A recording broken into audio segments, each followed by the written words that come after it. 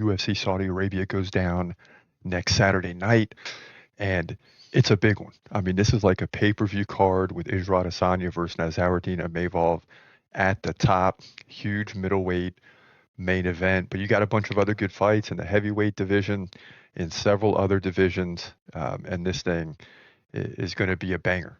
So stay tuned and join us as we get to the fight-by-fight predictions for the six best fights. And those are tough. It's tough to pick six, but we'll go through the six best fights at UFC Saudi Arabia next. Broadcasting live from an undisclosed location. This is the TCMMA Podcast with your host, Chris Cross. Whoa!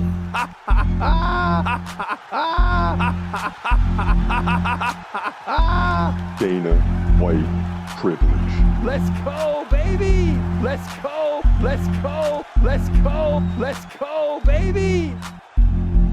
Dana White privilege. Privilege.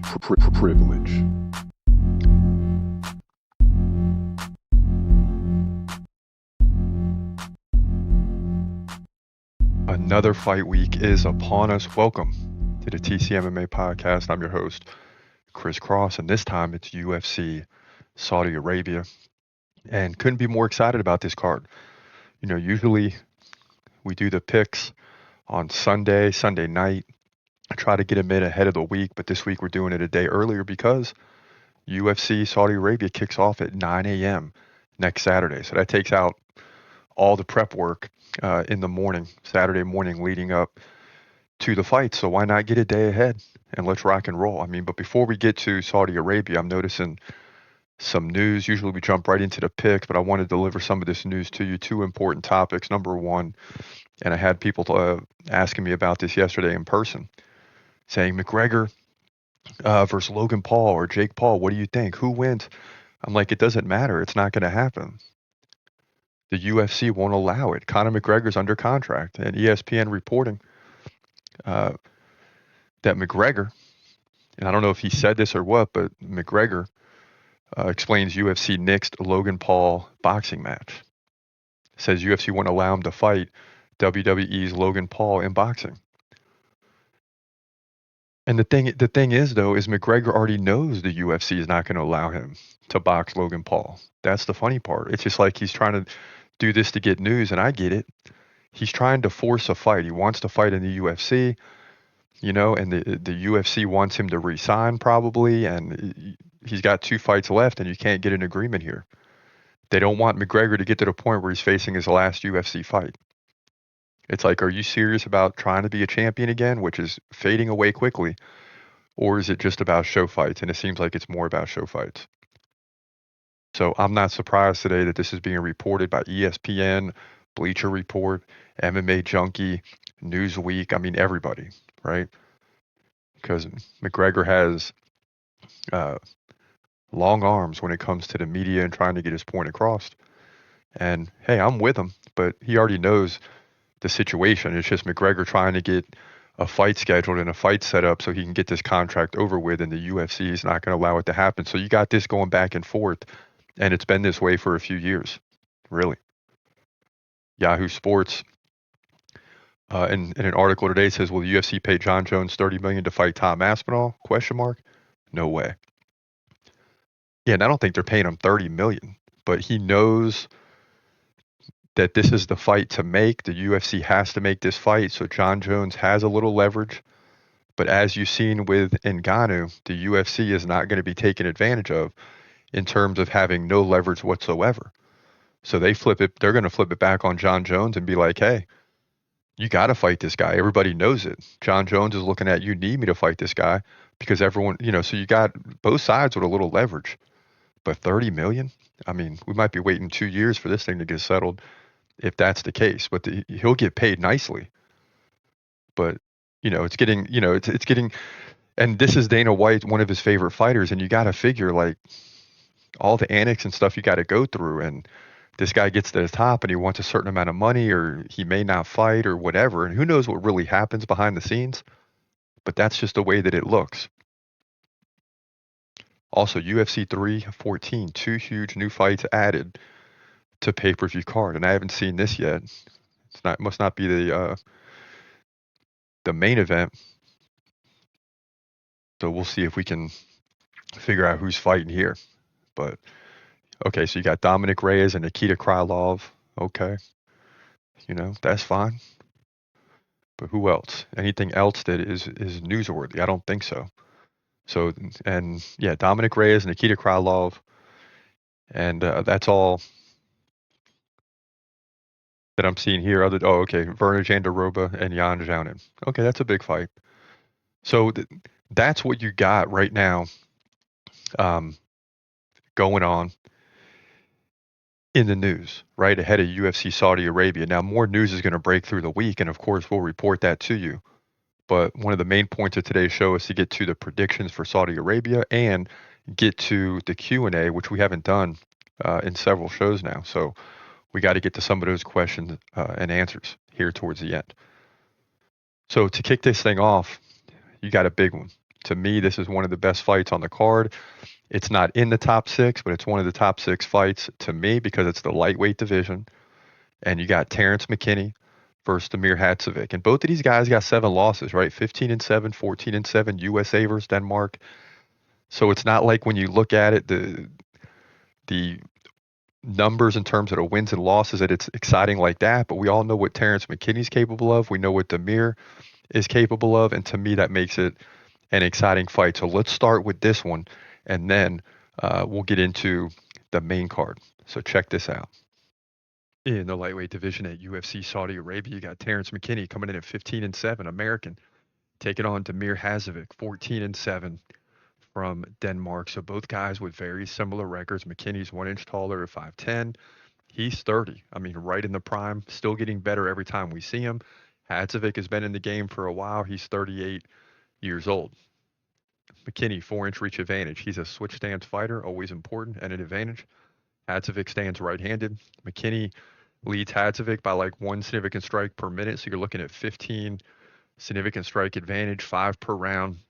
Should this fight go to a decision, McKinney also dominates on the ground with 1 takedown per round. So, not only is he landing takedowns, but he's utilizing the ground and pound. He also has an 85% takedown defense.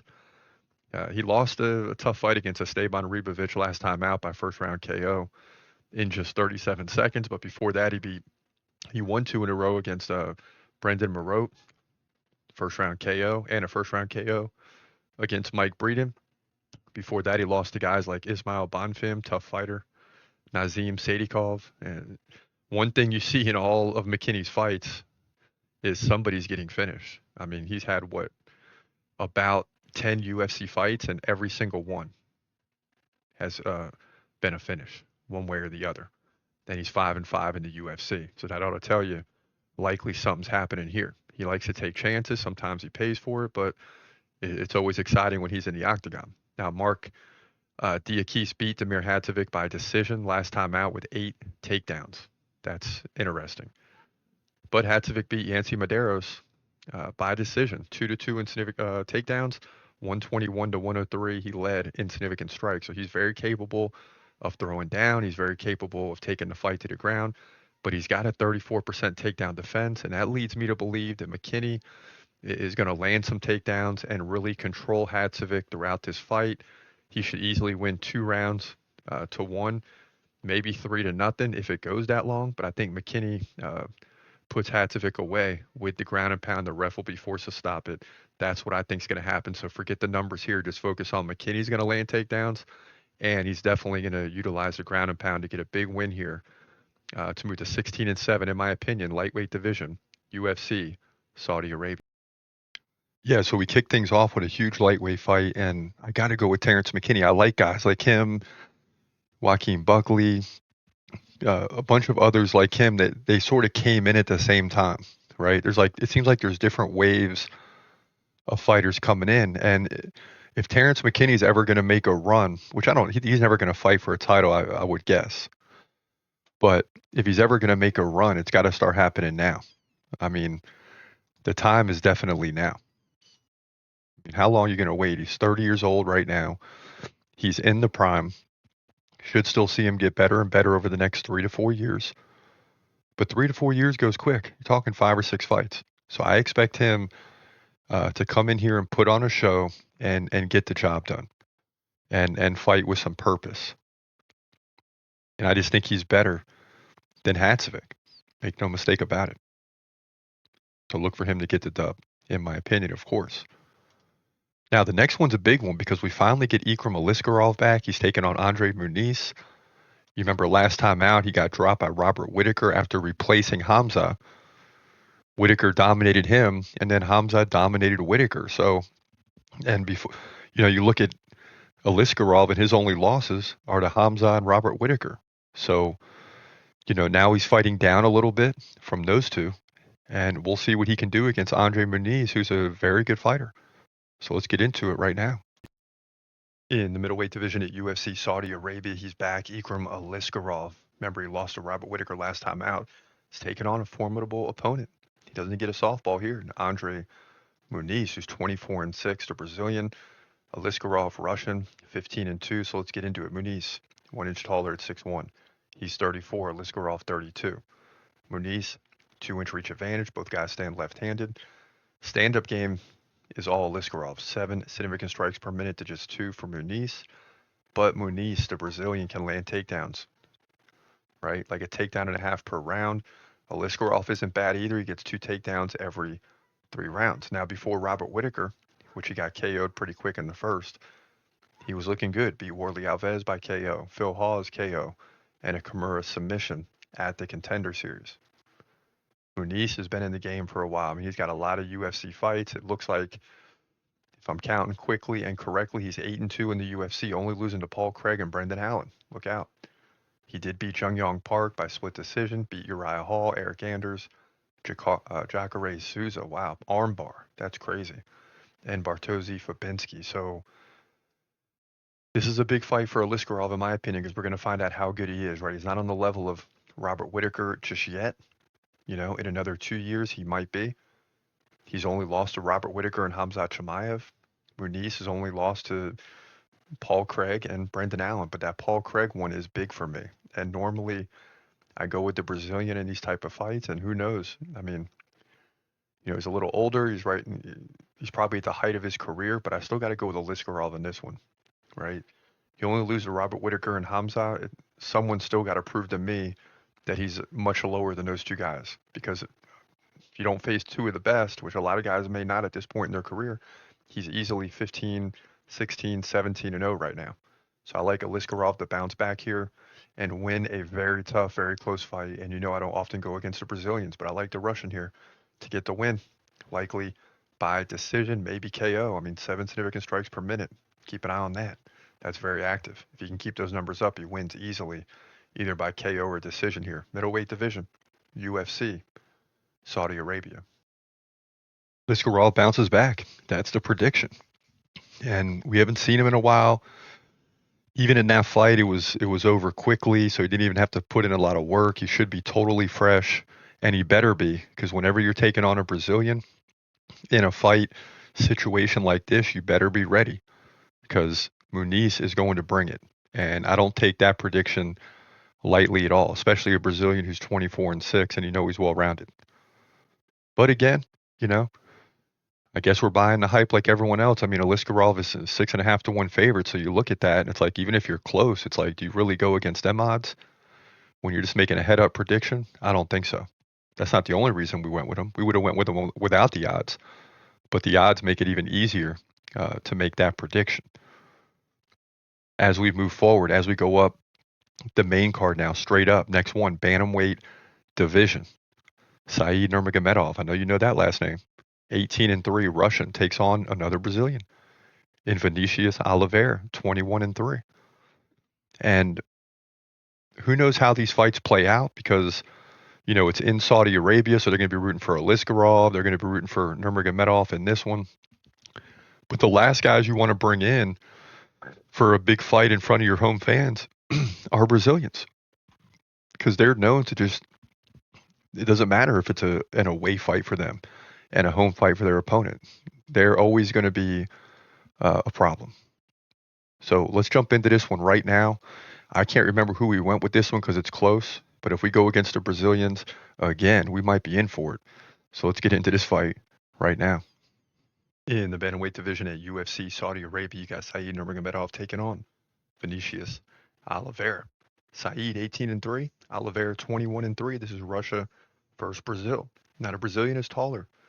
Oliveira stands at 5'9", 1 inch taller than Said at 5'8". He's 29, Said 32. So both guys right in the prime. Both guys 71-inch reach. Said stands right-handed. Oliveira always an advantage. This is a switch stance fighter, so keep that in mind. Oliveira more active on the feet, believe it or not. 5.9 significant strikes per minute to 3.6. Takedown game, on the other hand, both guys get one every 3 rounds. So Said is going to be facing an opponent that's just more active than he is. Said, 66% takedown defense. Coming off the win over Gafarov by submission. Lost to Jonathan Martinez by decision. Gave up 3 takedowns to none, but did lead 47-38 in significant strikes. So how did he lose that fight? I don't know. For that, he beat Kakramanov by submission, beat Douglas Silva de Andrade by decision. Oliveira, 68% takedown defense.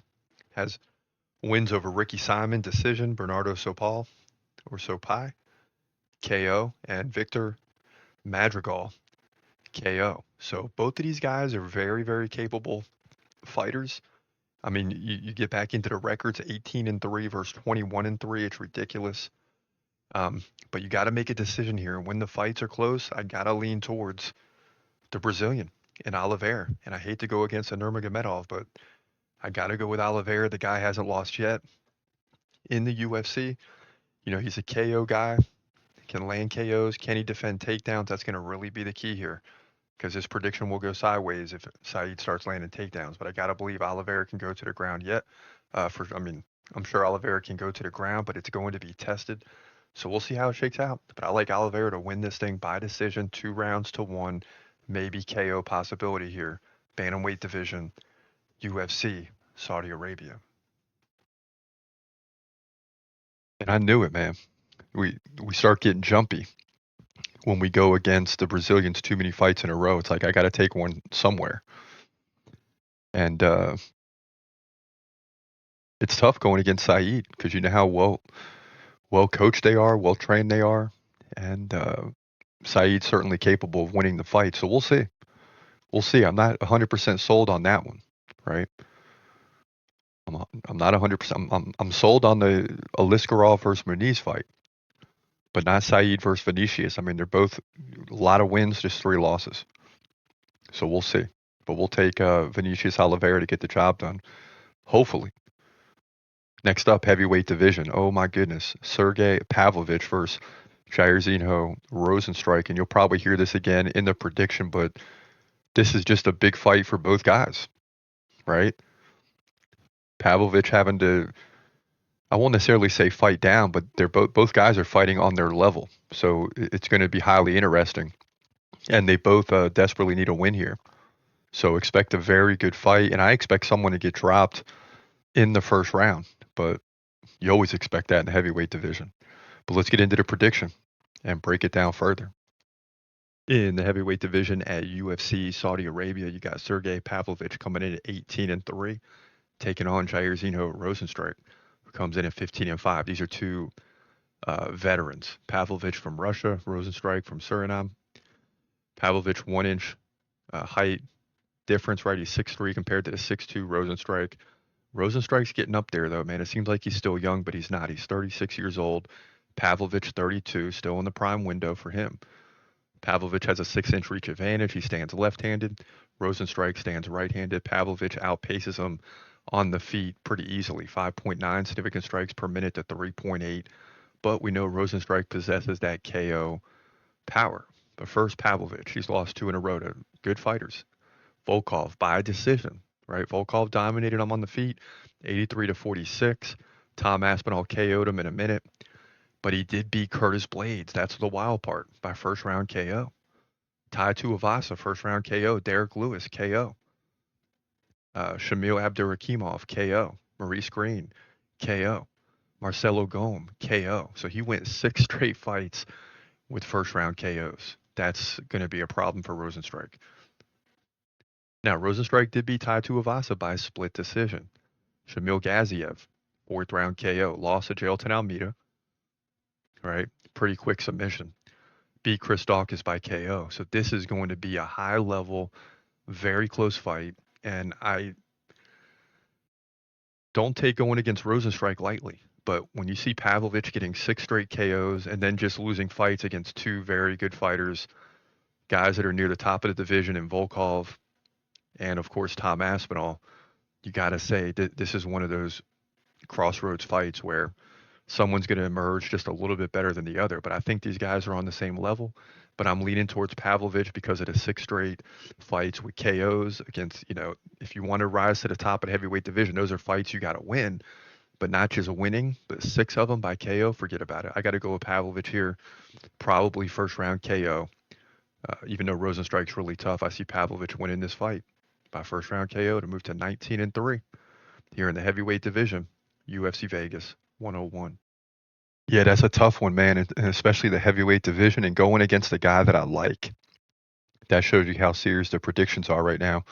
Coming into this card, 13-14 on the year. Hopefully, by the time we get here, we just need a good card, right? The first 2 were very close in terms of wins and losses, but we'll hit a 10-3, 11-2 stretch here soon, I'm sure, and hopefully it's on this card. But this one is definitely tough, and we need it to go our way. We need Pavlovich to get the job done. But in the heavyweight division, we all know one punch could end it either way. And even though you might be the better fighter on paper, the heavyweight division has a way of humbling you each and every time. But we'll take Pavlovich in this one. Now, as we move forward, don't even need to look at the next 2. The co-main event is ridiculous. Shara Magomedov, or Shara Magomedov, however you want to say it, is taking on Michael Venom Page. And thing is MVP has a way of causing problems for his opponents, right, with his awkward style. Shara seems to meet the answer in every fight that he's in. So how is this thing going to shake out? It's just going to be highly interesting to see how it plays out. But let's break this fight down in full detail and get back and discuss it. Check this out. In the middleweight division at UFC Saudi Arabia, you got Shara Magomedov, a perfect 15-0, taking on a very skilled veteran in Michael Venom Page, who comes in at 22-3. This is Russia versus England. Page 1 inch taller at 6'3". He's 37. Magomedov 30. Page 6 inch reach advantage, 79-73. He's a switch stance fighter. Magomedov stands right-handed. Now, Magomedov, very good on the feet, although Page will slow him down a little bit. He lands 6.8 significant strikes per minute compared to 2.4 for Michael Venom Page, who's going to be more of a slow-paced fighter, awkward stance and style, but it confuses his opponents, and that's really what this fight is going to come down to, is you don't know how Magomedov is going to react. Is he going to, get lulled into this thing, or is he just going to come out blazing? We'll have to wait and see. Takedown defense shouldn't matter in this fight. Magomedov, again, 15-0, beat Petrosian by KO. Alexichuk by decision, although that's, a very tough fight. He did give up 3 takedowns to none, but led by 20 significant strikes. He KO'd Antonio Tricoli and beat Bruno Silva, which is always an impressive win, considering he went toe-to-toe back in the day with Alex Pereira. Page, on the other hand, lost to Ian Machado Gary, right? A guy who was undefeated at the time by decision. Very, very close fight.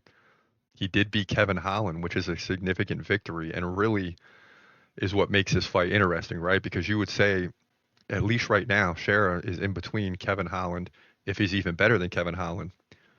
So he's in between Kevin Holland and Ian Machado Gary. So this is going to be a very close fight and one that Venom Page wants to win. As much as I think he's got a solid chance to win and probably will win, honestly, I can't go against Shara Magomedov. The guy's 15-0. He's almost triple the activity output than Page. Page is going to have the fight of his life, and he's very capable of doing it and really get Shera off balance. And again, he's very capable of doing all those things. But Shera is too active on the feet for me to believe that that will happen. In terms of the prediction, I got to go with Shera Magomedov and the activity. I'd love to see him get the KO. That will be huge in this situation. But regardless, he's going to get the win to move to 16-0. In my opinion, KO is questionable. It may or may not happen. But if it does, I think it happens in the first round here. But that's the way I see it going. Middleweight division, UFC Saudi Arabia. Yeah, so another tough fight. Thank you, matchmakers, for making these predictions very, very tough. And speaking of predictions, you can get them all on the channel, right? Leading up to every fight card every Saturday night, youtube.com/at TCMMA podcast or at Crisscross MMA. So in this one, again, it's just you got to go with Shara because he's undefeated. And the last few fights he's going into, I'm like, I don't know, this might be the one. And then he finds a way to win. If he wins this one, it's huge. I mean, it's huge. Because Michael Venom Page is no joke. I mean, what did he's lost 2 in a row, right? But I believe. But against very good fighters. Shar is very good too. But we just don't know what level yet because every time he fights, he keeps moving up. And he's going to have to move up again in this one. And then all of a sudden you get a top 5, top 3, something like that. And you're off and running. So look for Shara to show up. And it's important that it's at home too for him in terms of crowd support. He'll have the crowd support in front of a hostile environment, especially for Michael Venom Page. Now we get into the main event, and I can't stress how important this is because you got a guy in Nassourdine Imavov who's going to be the home crowd favorite, who's on the come up, right? Got the big finish over Jared Cannonier that moves him up to a different level. Adesanya is kind of there at the top, looking for a title fight again to get back in the mix, which he's been the champion, fell, then KO'd Pereira, then lost. Now he's still lingering and hanging around. But this fight is huge, and Adesanya cannot afford to lose it.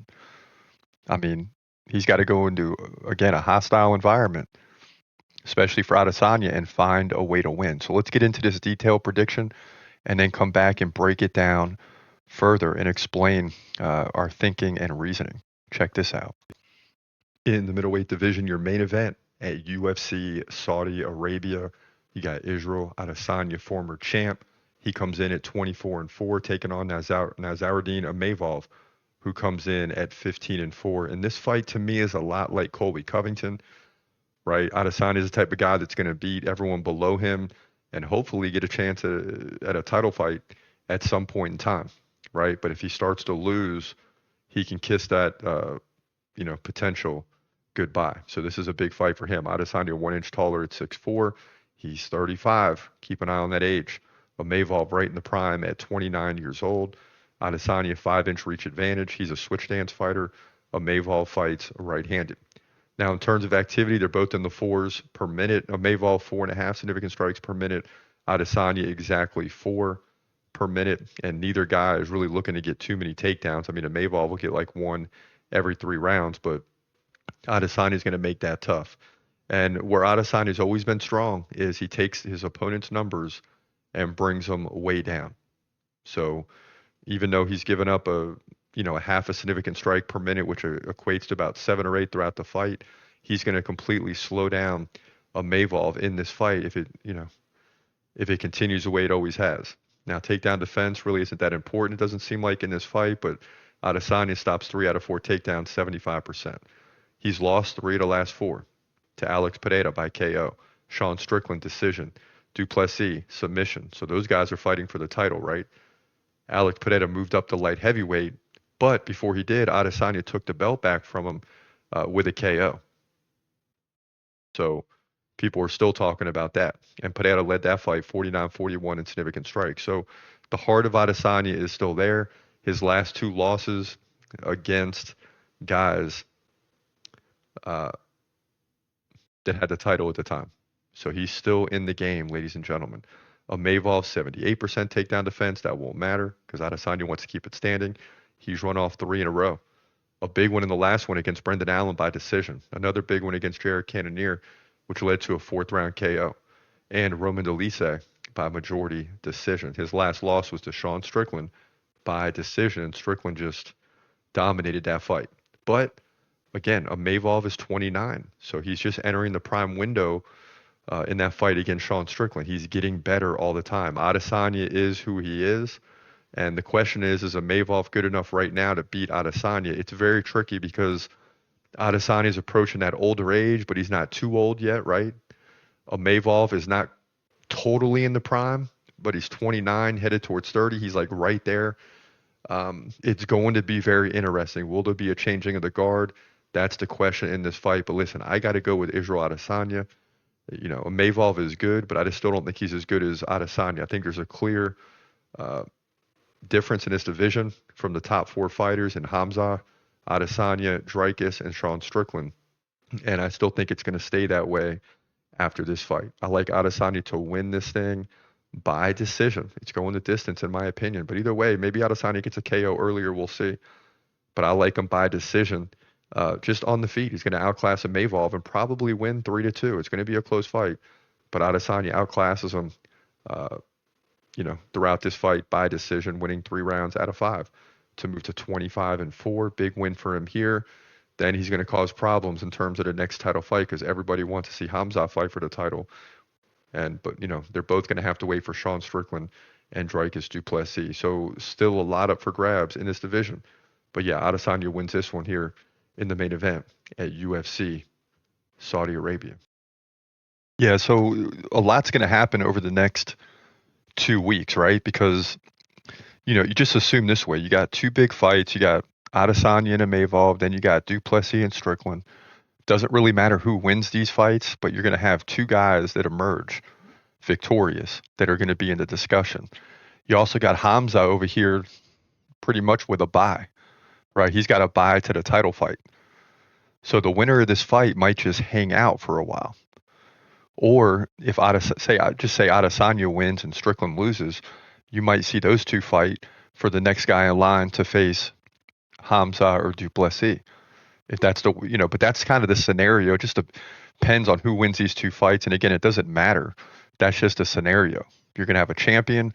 You're going to have Adesanya or Imavov, and you got Hamza with a bye to the top. And if Hamza gets robbed of a title fight, people are going to go crazy. But Dana White at UFC 311, the press conference, explained that that's exactly what's going to happen, is that Hamza is next in line because he's just dominating pretty much everybody, minus Usman and Gilbert Burns, who were 2 very tough fights. One, he was injured, and one, he just can't get down to welterweight anymore. So that's the scenario, and that's why this fight is big. And the following weeks, we got back-to-back weeks with middleweight main events. So, I mean, it doesn't get any better than that for sure. So as we keep it moving, let's jump into the middleweight division. Let's jump into the Q&A right now. So you got Islam remains in the top 5 of the do list. Antre saying Chimaev at 1 for 4 years. The GOAT. Yeah, there's no question. We're keeping Hamza up there, right? Until he loses. Make no mistake about it. At Xander Cage, it looks like. Xander Cage. Pereira will dominate in your dreams, man. Haha. Yep, and that's what, everybody's on both sides of the fence on this one, A lot of people want to see a contender rise and beat Pereira and move this thing forward. But I say, hold on, I'm not so sure. Personally, I want to see Hamza fight Pereira. And I'm sure Pereira wants to fight John Jones. So there's just I think you're going to see a lot of cream rise to the top. I think Pereira is going to win. I think John Jones is eventually going to beat Tom Aspinall. Fortunately for Hamza, that's going to take a while. So if Hamza can get the middleweight belt and get it easily, like if he can dominate, Hamza might be able to get to Pereira before Pereira can get to John Jones. And I think Dana White would welcome that matchup to stifle Pereira. He does not want him to face John Jones, in my opinion. Now, we'll come back to that in a minute. So you got Cody Haddon versus Alexander, keyword last name, Topuria. Okay? Topuria, brother of Ilya Topuria. Crypto says, as an advice, do not bet against Alexander.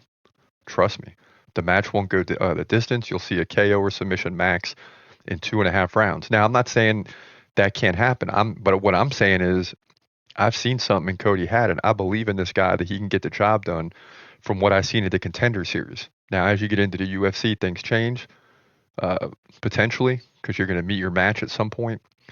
But I don't believe that's yet. But Topuria could surprise us.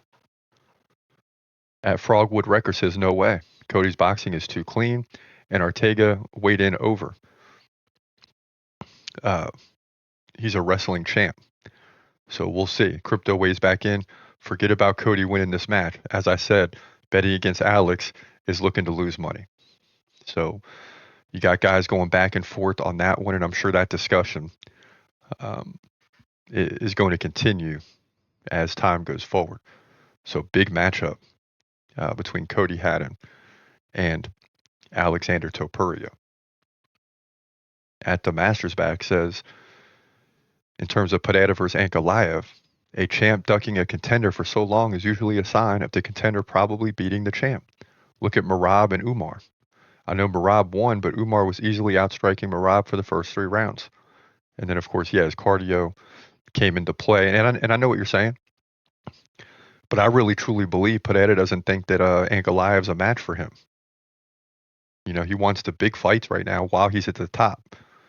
He fought a bunch in 2024 last year for the UFC, stepping in 2 cards on relatively, not short notice, but didn't have a lot of break.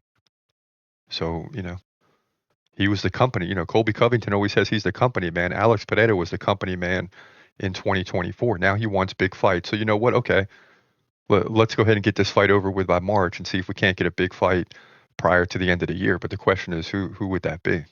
There's not really anyone left if he wins this fight. And he'll just make the case that he wants to go up to heavyweight again, putting more pressure on the UFC. Xavier says, Magomed did say that in terms of, I'm going to punish you. Boars. Oh, wow, I thought you were picking Ankalaev. No, I can't go against Pereira right now. Guy's unstoppable in the light heavyweight division. And I know we all have it in the back of our minds like, yeah, but Adesanya KO'd him in the middleweight. But he's different in the light heavyweight. He is a monster. Make no mistake about it. And then in terms of Paddy Pimblett, when he walked in the gym and dominated or destroyed Dennis the Menace, Big Al says good for Paddy. And that was fun to watch. I mean, Paddy went in there and just submitted the guy. And now we hear that Dennis the Menace is going to be fighting an undefeated fighter in an MMA fight. So he's looking probably for another loss. And it doesn't seem like things are going this guy's way. But he talked trash, and he had to answer it. And when he answered it by tapping out in a makeshift fight that there was no tapping out.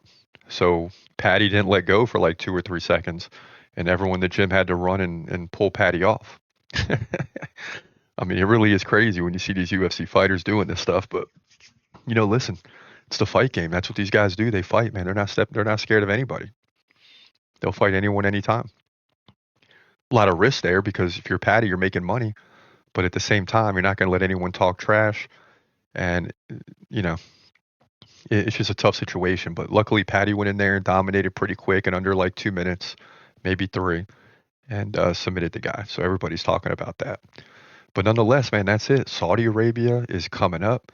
The countdown has begun. We're within a week of the card because this thing will start at the crack of dawn in the United States next Saturday. But for now, this is your boy Chris Cross. Hope you have a great day, and God bless. As always, peace.